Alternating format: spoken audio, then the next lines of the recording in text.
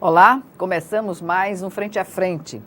Hoje nós vamos falar sobre coronavírus versus eleições 2020. Esse componente viral que abala a saúde e a economia no mundo também pode demarcar as eleições municipais deste ano no Brasil. Será? É o que vamos saber agora no início dessa entrevista com Luciana Santana, doutora em Ciência Política e professora da Universidade Federal de Alagoas. Bem, professora, eu agradeço antecipadamente sua presença mais uma vez aqui no Frente a Frente.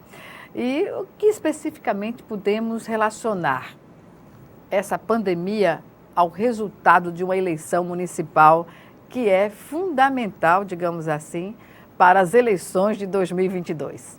Bom, primeiro eu queria agradecer o convite, é sempre um prazer estar aqui contribuindo, com vocês. Bom, desde o primeiro momento, que houve, um contaminado, um suspeito,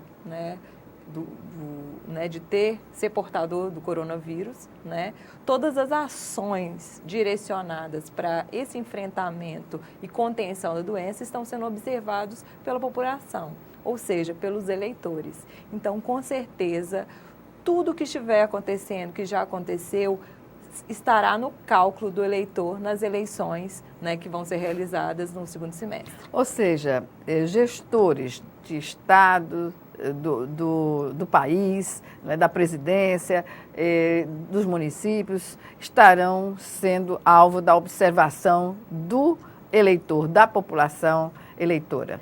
Com certeza, não teria como ser diferente, até porque saúde pública é um tema político. É algo, quando a gente faz as pesquisas de opiniões, as pesquisas e faz uma avaliação, quais são os principais problemas do Brasil, a gente vê lá. Saúde sempre é um dos pontos que é sempre mais ressaltado como algo problemático, ou seja, todas as pessoas usam, de alguma maneira, direta ou indiretamente, o sistema público de saúde ou têm conhecimento sobre como funciona. Então, no caso de uma epidemia, numa pandemia como a gente está enfrentando agora, e toda a divulgação que vem sendo feita pela imprensa, pelas redes sociais, entre as pessoas, isso ajuda a formar a opinião do eleitor quando ele vai às urnas. Nesse contexto da pandemia, a gente ainda observa governo e Congresso divergindo em temas importantes, E ainda nesse contexto, como a senhora avalia a postura do presidente que, de início, desconsiderou a gravidade da situação que já era mostrada mundialmente? Bom, a gente acompanha com extrema perplexidade, exatamente, a forma, a condução, como se deu no âmbito da presidência. Por que eu falo presidência? Porque se a gente também faz uma análise do papel que o ministro da Saúde vem desempenhando e o que o da presidência vem desempenhando, que são órgãos diferentes dentro da administração do executivo, a gente vê que não existe também nenhuma sincronia. Tanto que a gente viu o que aconteceu no domingo, aí, no dia 15, onde foram convocadas manifestações pelo próprio presidente, desconvocadas, mas que houve uma legitimidade do próprio presidente ao longo do dia, tanto no compartilhamento de vídeos, de fotos dessas manifestações ao longo do país, e não suficientemente, ele também participou. E um dia depois, a gente teve também menções de que aquilo que a imprensa vinha noticiando, que os especialistas vinham questionando, era tido como histeria ou alarmismo, contrariando recomendações que o próprio Ministério da Saúde vinha fazendo insistentemente para a população, de todas as recomendações básicas, de se evitar aglomerados, de tentar buscar o isolamento, fora as dicas e recomendações aí, de cuidados com a higiene. Então, além disso, a gente olha também para o lado das outras instituições. Vão olhar o Congresso, vão olhar o próprio Judiciário, que tem tido posturas muito mais responsáveis em relação no gerenciamento da crise, inclusive né, buscando soluções para a liberação de recursos, para aprovação de emenda lá, né, do relator, que a gente também viu que semanas antes deu vários desentendimentos, né, entre os poderes, né? Você vê uma postura diferenciada. O fato de o presidente Bolsonaro ter sido convocado, digamos, chamado a essa reunião do STF com a representação do Congresso e ele não ter ido, isso foi um erro, professora? Bom, eu diria que ali haviam representantes do governo. Então, se a gente entende, né, governo e quem se encaixa, ministérios e a própria presidência... Mas nos então, outros poderes havia os titulares, né? Mas foi chamado justamente porque é quem era o porta-voz da sanidade do governo. É quem fazia as recomendações, né, necessárias para a população, que vem monitorando e apresentando avaliações, né, do quadro da epidemia, da evolução no país. Que tem trânsito hoje em todas as correntes políticas do Brasil. Exatamente. Eu acho que foi correto a participação do ministro da Saúde nesse momento, já que o presidente até então, né, não havia fazido nenhuma sinalização mais positiva em relação a combater efetivamente a pandemia, né? Tanto, né, que esse papel foi tão criticado, esse comportamento foi tão criticado, que ontem a gente já teve aí uma movimentação mais moderada por parte do presidente de falar, não, né, montar comitê de crise, né, para tentar combater a pandemia, convocar reunião né, reunião com outros ministros, enfim. Mas ainda há um descompasso entre aquilo que o presidente pensa e aquilo que é a orientação técnica necessária para a população. Professora, o panelaço que aconteceu não é um alerta que se coloca, inclusive nas redes sociais, no Twitter, com hashtag Brasil não tem presidente? Eu acho extremamente legítimo que as pessoas fiquem revoltadas com a situação. Como você, diante de um quadro de pandemia, né, mundial, onde a gente tem relatos diários, né, de vários países, né, com mortos, com milhares de mortos. Milhares de mortos. Você tem muito mais contaminados, né, com crescimento exponencial da doença, contaminados e suspeitos, né? E você tem um comportamento adverso por parte do presidente e irresponsável. De desconsiderar essa gravidade, de comparar uma gravidez de 9 meses. Você pode, né, até não concordar, de repente, com uma opinião, né? Ou mesmo com a própria recomendação técnica. O papel do presidente naquele momento era não se envolver diretamente com qualquer episódio, né, que contrariasse as recomendações que eram feitas pelo Ministério. Então, o panelaço que foi espontâneo, não foi programado e que tomou uma dimensão grande nas principais capitais do país, vou dar o exemplo de São Paulo, Rio de Janeiro, Belo Horizonte, isso já é um sintoma de que as pessoas estão notando que falta elementos de sanidade, né, no governo federal. E aí, como eu disse, a gente precisa também separar que existem alguns quadros técnicos que são bastante responsáveis, mas a gente tem um governo que não é conectado, que não fala a mesma linguagem. Professora, me chama a atenção o comportamento, na maioria das vezes, não recomendável a um presidente da República. Nunca se viu isso na história republicana do país, né?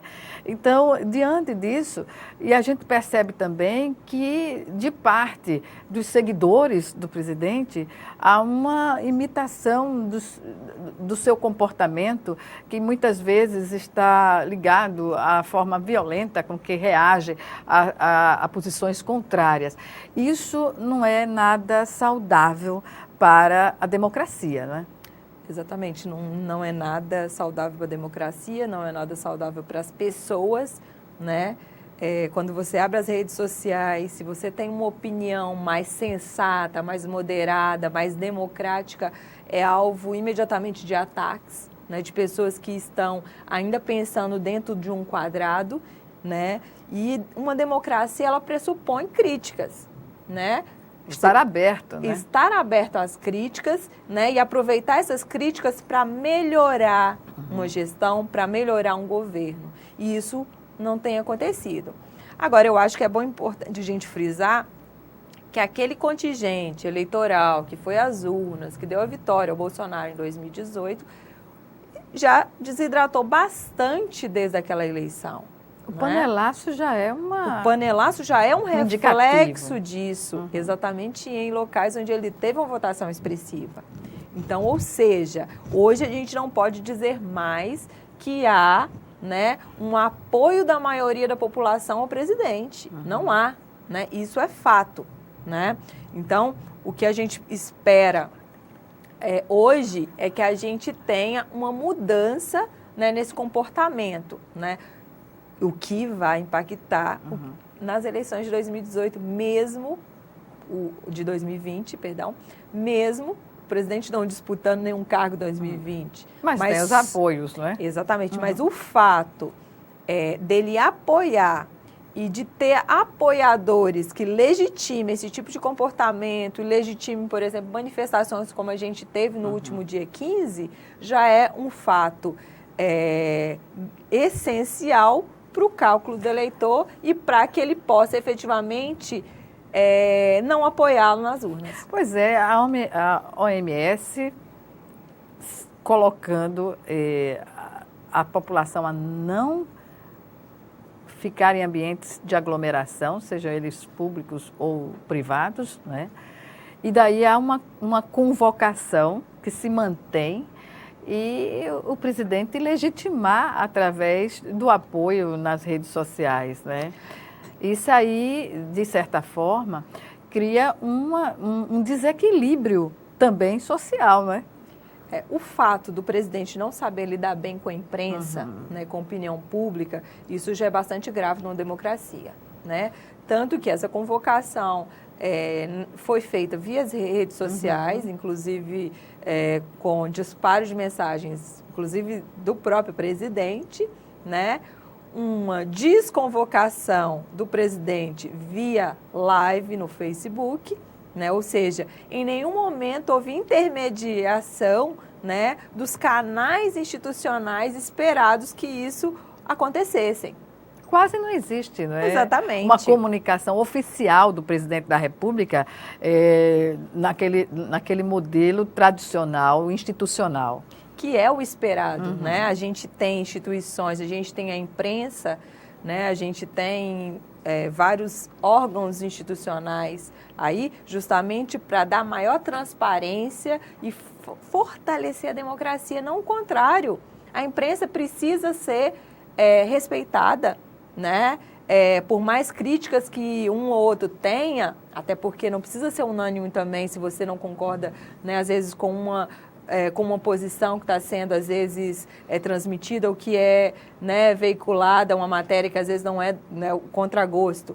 Mas você precisa respeitar e você precisa utilizar os mesmos canais institucionais para você, inclusive, rebater se for o caso. E não você buscar meios informais onde você alimenta apenas um segmento ali, uma base eleitoral. Inclusive fake news, né? Fica vulnerável também. Também, você aumenta a chance de que mais fake news ocorram, que você tenha também o que a gente tem feito, o que a gente tem percebido, que é uma alimentação dessa base eleitoral mais ferrenha de apoio ali, e que inclui não é só o cidadão comum, não, que inclui deputados, né, que ainda apoiam o presidente. E a ideia que passa é que o palanque continua armado desde as eleições passadas, né? Infelizmente. 2018 não acabou, né? A gente ainda teve, diariamente a gente tem idas e vindas, né, em relação ao resultado, ao impacto do resultado, né, e isso tem muito a ver com isso, com o comportamento do presidente, com o tipo de relação que ele preferiu estabelecer com o Congresso, que contrapõe todas as nossas orientações científicas e esperadas para um comportamento harmonioso entre os poderes, né?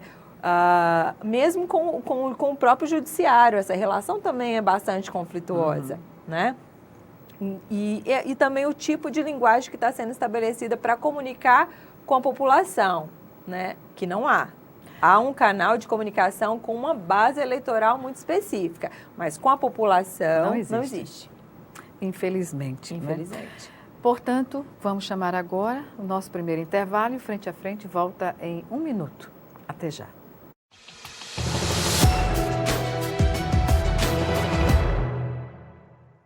Esse novo coronavírus, que apareceu agora na China, no final de 2019, é transmitido provavelmente pelas secreções respiratórias, tem causado manifestações clínicas semelhantes à de uma gripe: febre, dor de garganta, dor no corpo, tosse, falta de ar. O que é que nós devemos fazer para nos proteger? Lavar sempre as mãos com água e sabão em torno de 60 segundos, ou então usar o álcool em gel, que é também muito útil para esses casos. Lembrar de, ao tossir, ao espirrar, usar um papel descartável ou a prega do cotovelo para espirrar ou tossir, evitando assim a dispersão das partículas respiratórias no ambiente.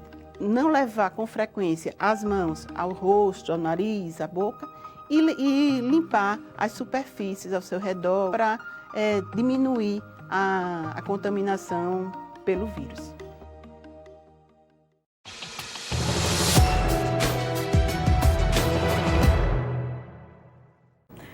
De volta com o Frente a Frente, que hoje recebe a doutora em Ciência Política e professora da Universidade Federal de Alagoas, Luciana Santana, que nos faz aqui uma análise sobre essa relação da pandemia, né, do coronavírus, como também das eleições, as implicações para as eleições de 2020, o impacto na economia e na política que a gente está vivendo agora e outras questões relacionadas à relação entre os poderes.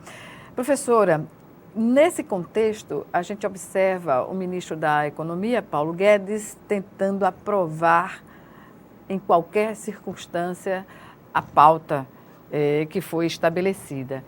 A senhora acredita que há condições nessa correlação de forças do Congresso com o Executivo de viabilizar essa pauta que ele está atrelando, inclusive, as ações, não é, que são emergenciais para conter o coronavírus aqui no Brasil? Foi liberado aí milhões, né, para viabilizar as ações de saúde, mas nesse contexto está sendo também negociada e cobrada pelo ministro Paulo Guedes uma atenção do Legislativo, do Parlamento, no atendimento dessa pauta. Bom, a posição do Paulo Guedes é uma posição bastante, diria, conservadora no sentido de insistir, né, aí na reforma tributária e administrativa que sequer foi apresentada ainda ao Congresso. Aí a gente já tem o primeiro erro, né? Então não dá para cobrar do Congresso aquilo que não existe, né? E não pode atropelar o processo também, né? Além de não poder atropelar o processo, a gente precisa discutir prioridades e impacto dessas reformas. Será que efetivamente a reforma tributária e administrativa vai impactar imediatamente numa crise como a gente tem, né, com casos crescendo exponencialmente, diariamente? Não vai, né? Tanto que a gente teve uma reforma aprovada em 2019 e que ainda a gente não viu o impacto da reforma da Previdência. Então, a gente precisa entender que essas reformas podem ser consideradas importantes, mas elas não resolvem a crise que a gente, né, na saúde pública que a gente está enfrentando agora, que é emergencial. Que é emergencial, né? A gente precisa combater o vírus e fazer com que ele não aumente mais, tentar fazer com que a gente reduza, né, a evolução, né, dos contaminados, dos casos suspeitos. Então, o que a gente precisa hoje é olhar para outros cenários, né? Então, o Congresso tem mostrado um comportamento diferente, tem buscado diálogo, né? Tem buscado, né, Tanto que em reuniões que foram feitas com o próprio ministro da Economia, Paulo Guedes, e com Mandetta, né, na última semana, né, já foram discutidas liberações, né, aí de 5 bilhões da emenda do relator. Né? Agora, o Executivo precisa fazer a parte dele. Né? Qual seria a parte dele? Porque apesar do teto dos gastos que existe, né, por exemplo, ele pode, a qualquer momento, pedir créditos extraordinários em caso de calamidade e de qualquer tipo de situação adversa. E o pedido de calamidade pública já foi também, já se está se pedindo nesse sentido. Agora, com atraso. O Paulo Guedes insistiu muito, precisamos fazer reformas, o Congresso precisa acelerar essa pauta. A preocupação foi inversa, a necessidade do momento. O que precisaria ser feito desde o primeiro momento, né, é que o Congresso autorizasse a utilização desse crédito suplementar, esse crédito extraordinário, para que o Executivo tivesse uma liberdade de poder alocar esses recursos nos estados e municípios onde há uma maior contaminação, um maior número de casos, né? E isso foi feito de forma um pouco tardia. Porque a preocupação da área econômica era aprovar as privatizações. Exatamente. Né? Ali, até esse momento, as ações do governo na área da economia e na área da saúde estavam bastante desencontradas, né? Parece que essa semana a gente vai conseguir pelo menos nivelar um pouco mais, mas isso já aconteceu de forma tardia. Essa preocupação tem de haver de unificar os interesses nacionais, porque a economia, a gente está vendo aí a queda das bolsas, né, do mercado de capitais, e o que tem de se salvar é a economia, para antes salvar a economia e depois pensar nessas questões mais específicas, não, professora? Numa situação, né, de epidemia, de pandemia, como a gente está enfrentando, todas as instituições elas precisam estar andando de forma harmônica, né? A gente tem que olhar a arena federal, né, todas as instituições ali, né, no âmbito dos estados e no âmbito dos municípios, precisam caminhar junto. Então, esse direcionamento é necessário para que a gente possa combater de forma efetiva a pandemia, né? Então, a gente precisa, a partir desse momento, andar junto. É necessário, né, e que a gente tenha também uma coordenação organizada de toda essa situação, né? A gente também não pode dizer que a gente está tendo o mesmo comportamento do presidente no âmbito dos estados. Pelo contrário, a gente vem observando um comportamento muito mais proativo, muito mais responsável, né, de vários governadores aí, né, em diferentes estados do país. Inclusive, a gente tem aí o próprio Ronaldo Caiado, né, que é governador do Goiás, e que é um apoiador declarado do presidente e que já foi atacado no dia das manifestações, justamente por mostrar que havia uma insanidade no tipo naquele comportamento ali dos manifestantes, né, de se aglomerar, né, de ir para as ruas, contrariando recomendações da Organização Mundial de Exatamente, da Organização Mundial de Saúde. E ele, como médico, foi extremamente responsável de mostrar, vocês estão pelo caminho errado. Vamos dar um passo atrás e começar. Quando uma parlamentar como Janaína, né, chega a fazer um pronunciamento pedindo o afastamento do presidente Bolsonaro para que o general Mourão assuma, como a gente pode entender um apelo como esse, digamos, porque foi em forma de apelo, né, o pronunciamento que ela fez na Assembleia Legislativa de São Paulo? Eu esperava que isso acontecesse até antes, né? Porque a gente já teve também outros comportamentos bastante irresponsáveis do presidente. Mas antes tarde, né, do que nunca, né?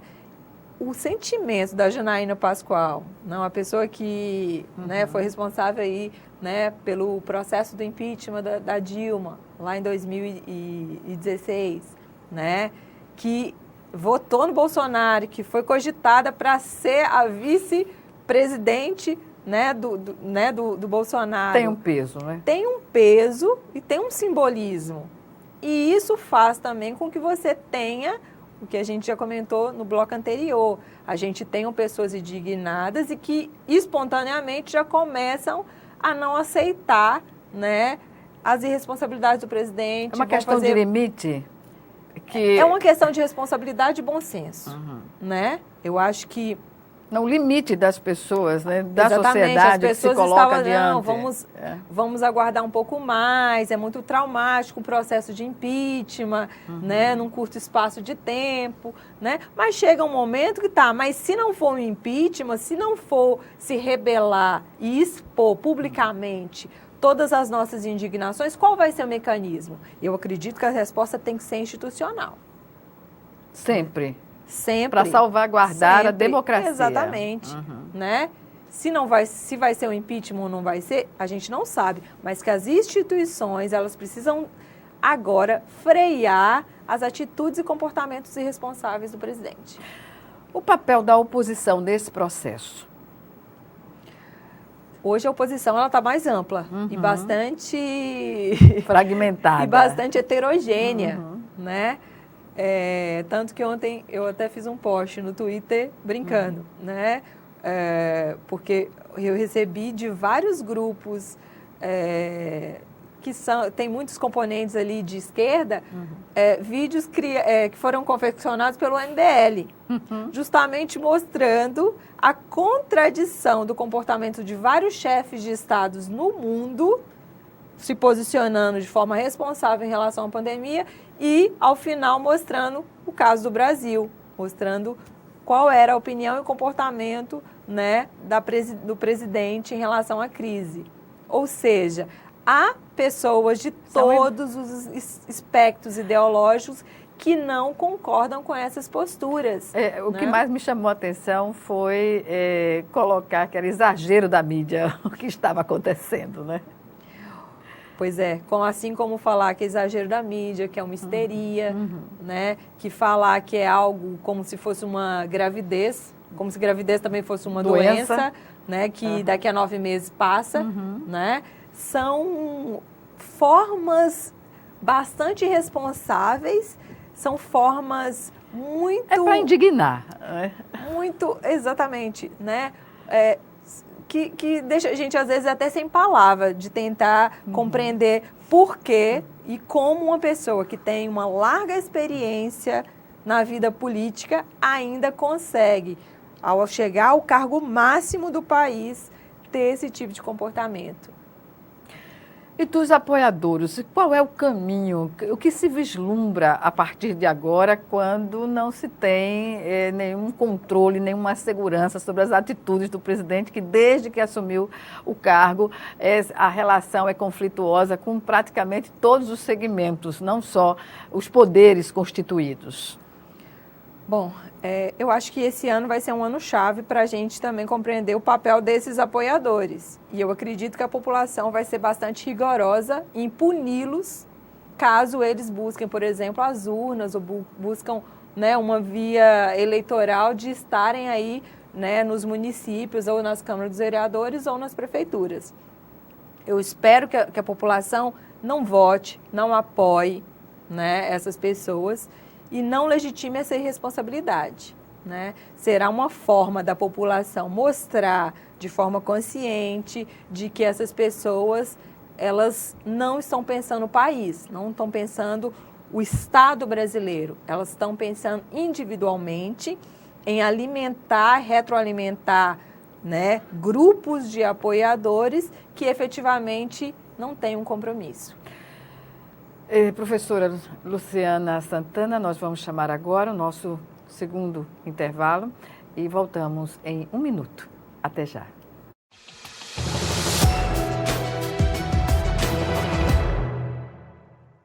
Doar sangue é seguro e não dói. O Hemocentro de Alagoas utiliza a mais alta tecnologia para fazer a coleta de sangue. Para doar sangue, é necessário ter mais de 18 anos, pesar mais de 50 quilos e apresentar um documento de identificação com foto. O doador não pode ter contraído doenças como a hepatite, sífilis, AIDS e doença de Chagas. Mais informações é só ligar 3315 2106. O Hemocentro de Alagoas precisa de você. Calma, Chico, vai devagar. Você anda nervoso. Nervoso por quê, amigo? Baixaria. O que você fez ontem? O que tá acontecendo? Batendo na mulher de novo. Mas eu te tomei todas, perdi a cabeça, Não tem fiquei esse nervoso. negócio, não tem esse negócio tomei todas. Aqui todo mundo toma e ninguém bate em mulher, só você. Bebida não é desculpa. Onde tem violência, perde a mulher que apanha, os filhos e você. Homem que é homem, não bate.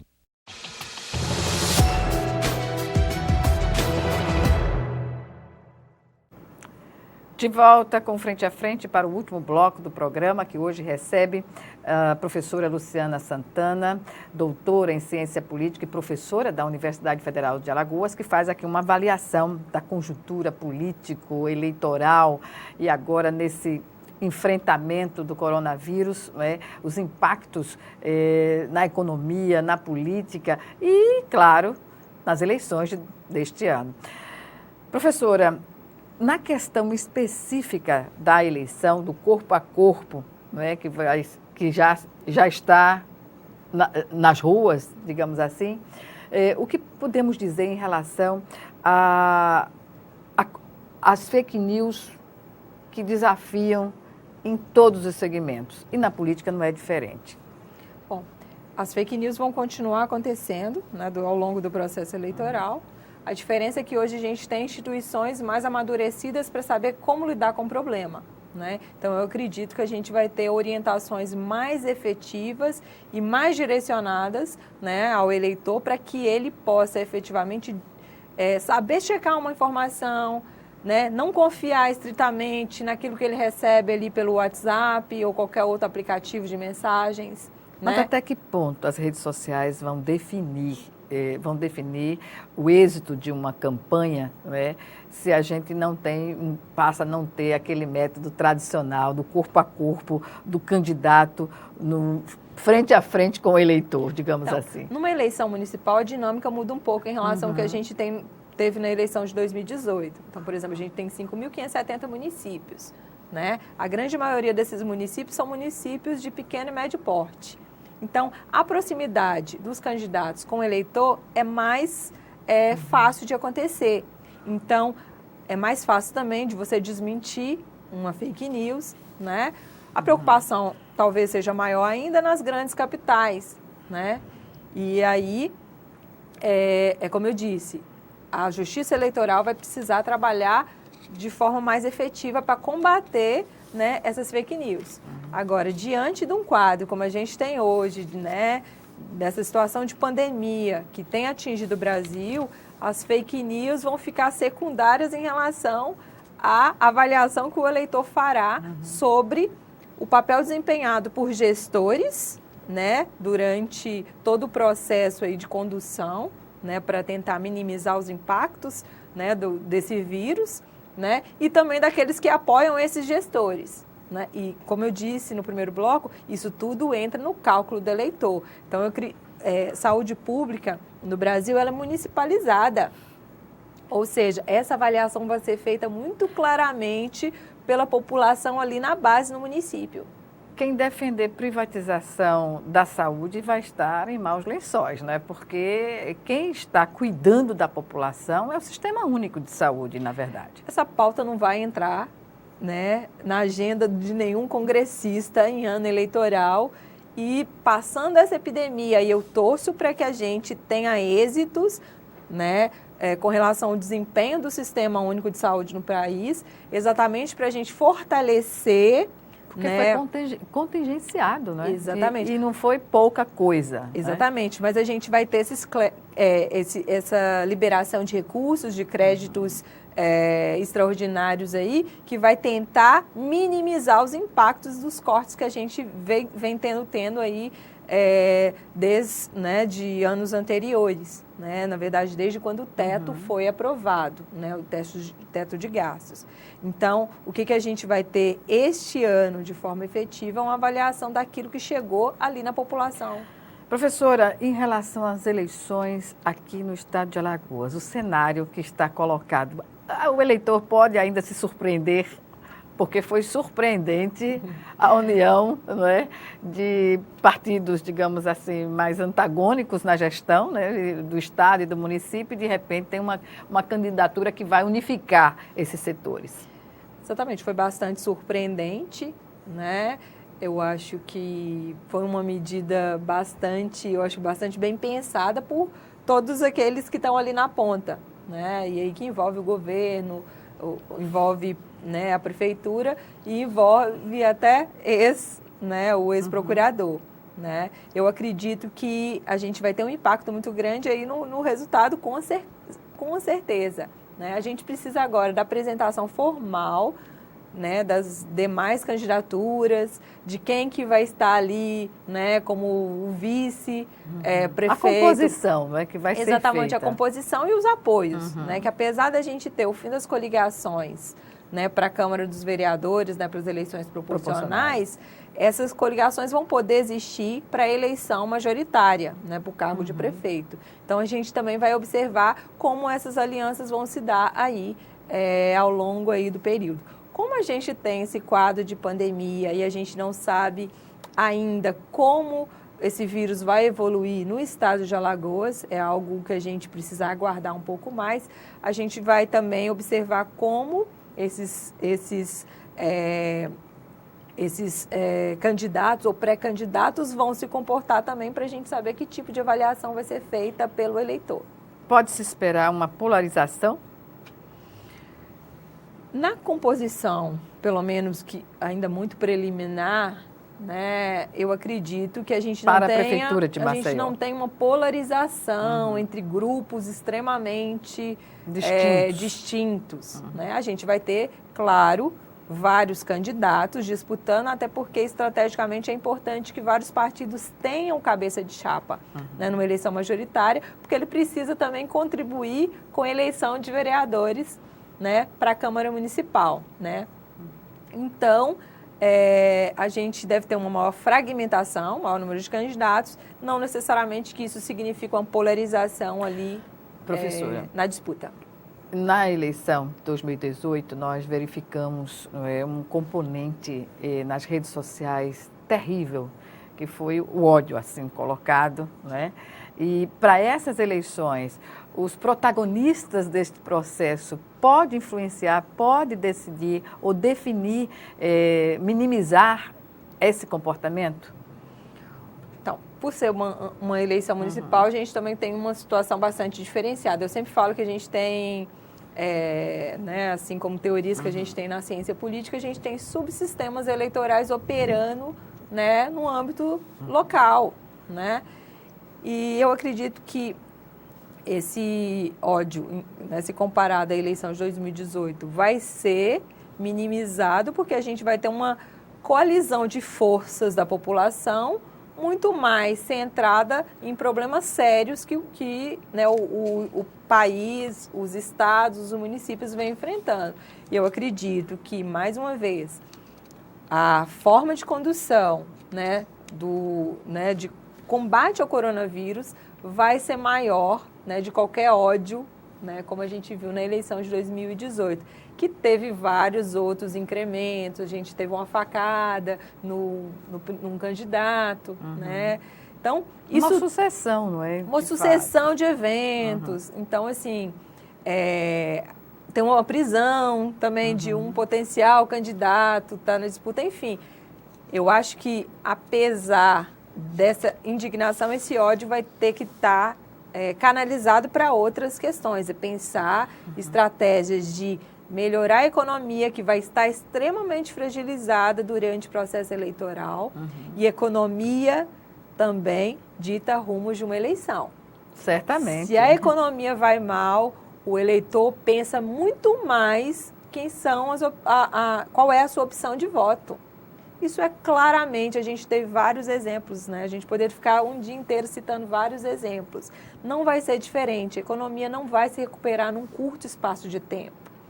Então, espera-se que além da condução das autoridades em relação ao coronavírus, a gente também tenha uma avaliação do eleitor sobre os efeitos da economia e a condução também do governo em relação a melhorar, né, a economia aí.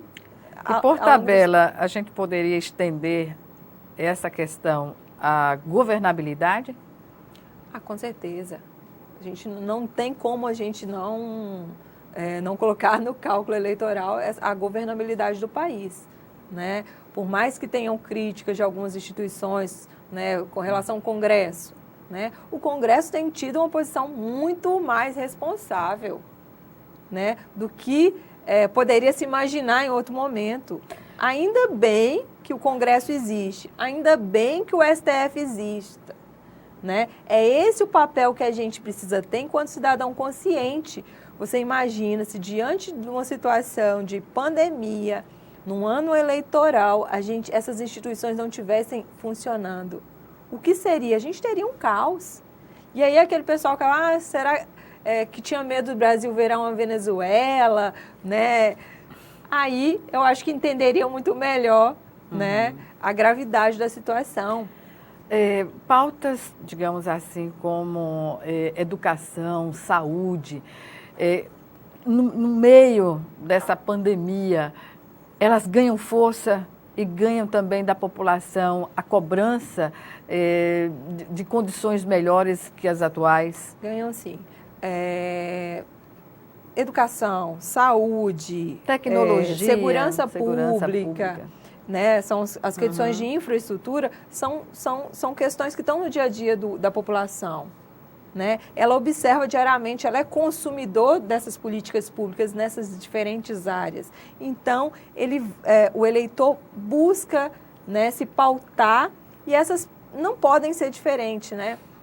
A gente sobreviver essa epidemia, como eu acho que a gente vai sobreviver e vai sair mais fortalecido, vai fazer com que as pessoas deem mais atenção para essas questões. Nesse contexto, como a senhora avalia digamos assim, a postura dos militares? Os militares, eles, apesar da gente ter um governo, eu diria especialmente uma presidência lotada de militares, a gente tem observado pouca visibilidade desses militares em termos de tomar a frente, de conversar com a população, né? Eles estão tendo um papel muito ali de assessoramento, né? Mas efetivamente eles não têm apresentado esse papel político de frente, ali no fronte, não estão tendo, né? O que a gente vai ter que verificar é como eles vão se portar diante de uma eventual crise institucional no governo Bolsonaro. No governo Bolsonaro, no próprio governo que eles fazem parte, né? E diante de um aumento de contestação da população em relação ao governo. Pois é. Isso será um grande desafio. Vai pesar na balança para o resultado das eleições, certamente, não é? Não tem como ser diferente, não tem como ser diferente, né? Como eu disse, mesmo que o governo hoje, né, o presidente não esteja disputando uma eleição, provavelmente alguns dos seus ministros podem até ser que disputem, né? O que a gente ainda não tem clareza sobre isso, mas vai impactar e vai influenciar a decisão do voto, né, no âmbito municipal. E o que dizer das instituições? Hoje pode-se dizer que as instituições no Brasil, elas estão fortes, estão respondendo à altura às adversidades que estão colocadas? A democracia brasileira, né, ela tem sobrevivido entre, assim, né, mesmo no meio